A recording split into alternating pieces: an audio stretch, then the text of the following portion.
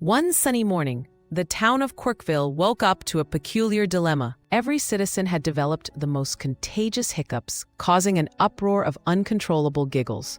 Instead of panic, they formed a spontaneous parade, marching down Main Street with oversized cups labeled hiccup juice. Hiccups became the stars of the show, making everyone dance in rhythm, which only made the hiccups worse. This parade drew an unexpected crowd of curious animals, including a dancing dog and a cat in a sequin tutu. And just like that, the town embraced the silliness, proving that sometimes laughter is the best remedy for anything, even hiccups.